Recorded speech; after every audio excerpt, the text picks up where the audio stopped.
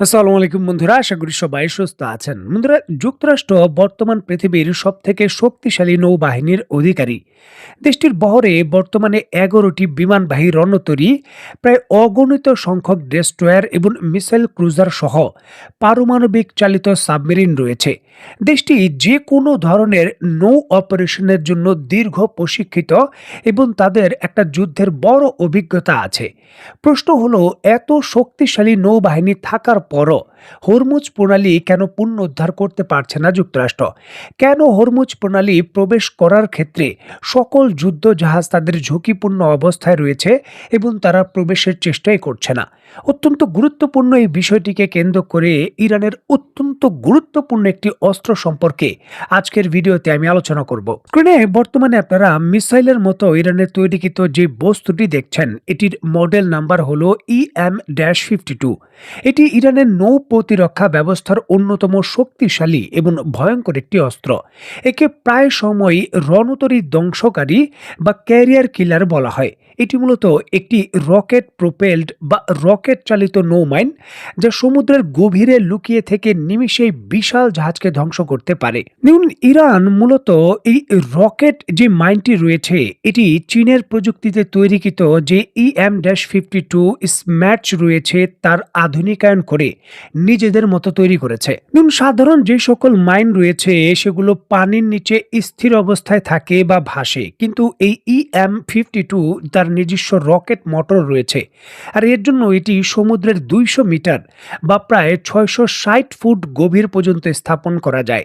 ফলে এটি সাধারণ মাইন সুপিং যে ডিভাইস রয়েছে তা দিয়ে ধরা পড়ে না।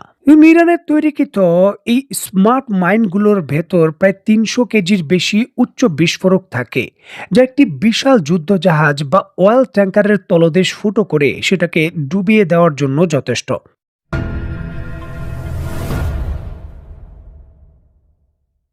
দেখুন, ইরানের এই যে স্মার্ট রকেট মাইন রয়েছে, এগুলো সাধারণ মাইনের মতো নয়। এগুলোর ভেতর নিজস্ব কম্পিউটার থাকে, নিজস্ব সেন্সর সিস্টেম থাকে, যার জন্য দীর্ঘ সময় পানিতে লুকিয়ে থাকা অবস্থার পর সে তার টার্গেট শনাক্ত করতে পারলে অটোমেটিক সেই টার্গেটের দিকে ধাবিত হয়ে টার্গেটকে উড়িয়ে দেয়। দেখুন, সাধারণ মাইন সাধারণত স্পর্শ করলেই বা খুব কাছ দিয়ে জাহাজ গেলেই বিস্ফোরিত হয়, কিন্তু ইরানের স্মার্ট মাইনগুলো যেমন EM-52 অনেক বেশি উন্নত। দেখুন, এই মাইনগুলো কেবল একটি সেন্সর থাকে না, এতে অ্যাকোস্টিক, শব্দ, ম্যাগনেটিক, চুম্বকীয় এবং প্রেসার চাপ সেন্সর থাকে, যার মাধ্যমে এর কম্পিউটার সিস্টেম আলাদা আলাদাভাবে কোন জাহাজ আসছে তা শনাক্ত করতে পারে। এমনকি জীবজন্তুর আওয়াজও সে আলাদা আলাদাভাবে শনাক্ত করতে পারে। ধরুন, এই রকেট চালিত যে স্মার্ট মাইন রয়েছে আপনি পানির নিচে মোতায়েন করলেন, এর উপর দিয়ে সাধারণ জেলেদের জাহাজ গেল, সেটা বিস্ফোরিত হবে না। এটির সেন্সর অটোমেটিকলি বুঝতে পারবে এটি জেলেদের জাহাজ। কিংবা ধরুন, তেলবাহী জাহাজ গেল, অটোমেটিকলি তার শব্দ থেকে পানির নিচ থেকে সে আলাদাভাবে বুঝতে পারবে এটি তেলবাহী জাহাজ বা এটি পণ্যবাহী জাহাজ, এটি কোনো যুদ্ধ জাহাজ নয়।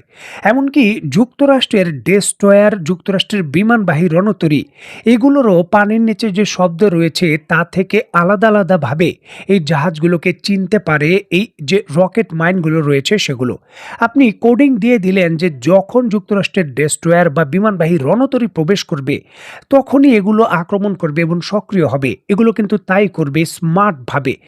যখন সে তার আশেপাশের ভেতর বা উপর দিয়ে আওয়াজ দিয়ে শনাক্ত করবে যে একটি ডেস্ট্রয়ার বা একটি বিমানবাহী রণতরী যাচ্ছে, সাথে সাথে এই যে স্মার্ট মাইন রয়েছে তার ভেতরে থাকা যে রকেট ইঞ্জিন রয়েছে সে সেটা চালু করবে এবং কয়েক মিলি সেকেন্ডের মধ্যেই এটি পানির নিচ থেকে সরাসরি সেই যুদ্ধ জাহাজ বা বিমানবাহী রণতরীর তলদেশে গিয়ে হিট করবে এবং বড় ধরনের বিস্ফোরণ করে জাহাজটিকে ডুবিয়ে দেবে, কারণ এটি একেবারে নিচের দিকে আঘাত করতে সক্ষম। দেখুন, এই মাইনগুলো সমুদ্রের ভেতর অতন্ত্র প্রহরীর মতো, কারণ এর জন্য আলাদাভাবে কোনো রক্ষণাবেক্ষণের প্রয়োজন নেই। ছোট ছোট স্পিড বোট বা ছোট নৌকা দিয়েও এগুলো মোতায়েন করা যায়। এগুলো মোতায়েনের পর আর রক্ষণাবেক্ষণেরও প্রয়োজন নেই। দেখুন কথার কথা ইরান এই স্মার্ট যে রকেট মাইনগুলো রয়েছে এগুলোতে যুক্তরাষ্ট্রের ডেস্ট্রয়ার ক্রুজার এবং বিমানবাহী রণতরীর যে অ্যাকোস্টিক সাউন্ড রয়েছে সেটাকে অ্যাক্টিভ করে টার্গেট হিসাবে সেটাকে কোডিং করে দিল। এরপর কিন্তু দীর্ঘ সময় টার্গেটের জন্য এটি অপেক্ষা করতে পারবে এবং সময়টা হতে পারে 6 মাস পর্যন্ত সর্বোচ্চ। মানে উল্টো নতুন করে ইরানের নৌবাহিনীর এই হরমুজ প্রণালী পাহারা দেওয়ার প্রয়োজন নেই। যখনই যুক্তরাষ্ট্রের কোনো যুদ্ধ জাহাজ বা বিমানবাহী রণতরী প্রবেশ করতে চাইবে সাথে সাথে এটি তার অটোমেটিক ইনস্টল যে কম্পিউটার সিস্টেম রয়েছে তার মাধ্যমে টার্গেটকে শনাক্ত করে সে টার্গেটের দিকে ঝাঁপিয়ে পড়বে। এই ক্ষেত্রে ইরানের কোনো ধরনের ভেতর থেকে বা বাইরে থেকে কোনো ধরনের কমান্ড দেওয়ার প্রয়োজন নেই, এটি অটোমেটিকলি তার কাজ করবে, যেটি দীর্ঘ সময়ের জন্য একটি বড় ধরনের ঝুঁকিপূর্ণ অবস্থা। কারণ এই সকল মাইনকে খুঁজে বের করা খুবই কঠিন। দেখুন একে তো এই মাইনগুলো স্মার্ট, নিজস্ব টার্গেট আলাদাভাবে নিজে শনাক্ত করে আক্রমণ করতে পারে। দ্বিতীয়ত এই যে মাইনগুলো রয়েছে রকেট মাইন, এই রকেট মাইনগুলোর যে বডি রয়েছে সেগুলো ধাতু দিয়ে তৈরি করা হয়নি, এগুলো তৈরি করা হয়েছে ফাইবার অপটিক বিভিন্ন ধরনের উপকরণ দিয়ে এবং অনেক ক্ষেত্রে উচ্চমানের যে প্লাস্টিক রয়েছে তা দিয়ে, যার জন্য পানির নিচে এগুলোকে শনাক্ত করা বিভিন্ন ধরনের ইকোস্টিক যেই সকল ইকুইপমেন্ট রয়েছে তা দিয়ে সেটা অনেকটাই প্রায় অসম্ভব। ইরানের নিজস্ব যে ট্র্যাকিং লোকেশন রয়েছে এর মাধ্যমে ছাড়া এটিকে খুঁজে বের করা কঠিন। মানে ইরান যদি এই ধরনের যে স্মার্ট রকেট সিস্টেম রয়েছে মাইন, সেগুলো হরমুজ প্রণালীতে যেমনটা অভিযোগ রয়েছে সেগুলো তারা পেতে রেখেছে, সেগুলো উদ্ধার করতেও ইরানকেই লাগবে।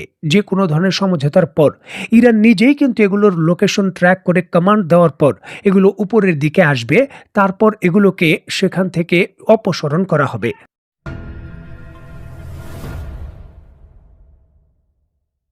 স্ক্রিনে বর্তমানে আপনারা যে মিসাইলটির দৃশ্য দেখতে পাচ্ছেন এটি ইরানের তৈরিকৃত খুবই শক্তিশালী এনটিসি ব্যালিস্টিক মিসাইল খারিজ ফার্স। এটিকে বলা হয় চীনের বিখ্যাত যে DF-21 ক্যারিয়ার কিলার মিসাইল রয়েছে তার হুবহু কপি। এই মিসাইলগুলো খুবই শক্তিশালীভাবে যে কোনো টার্গেটকে ধ্বংস করতে সক্ষম।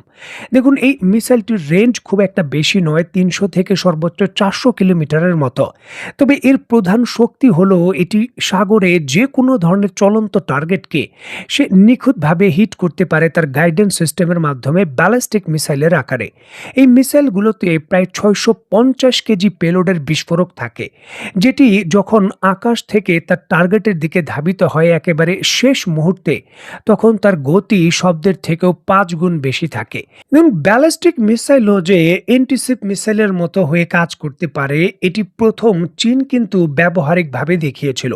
এরপর যে কোনোভাবেই এই DF-21 যে ক্যারিয়ার কিলার ব্যালিস্টিক অ্যান্টিশিপ মিসাইলের প্রযুক্তি রয়েছে সেটা ইরানের কাছে চলে আসে এবং ইরান সফলভাবে এই মিসাইলের প্রযুক্তি আয়ত্ত করতে পেরেছে এবং বিভিন্ন ক্ষেত্রে ব্যবহারের যে উপযোগিতা রয়েছে সেটাও তারা প্রমাণ করেছে।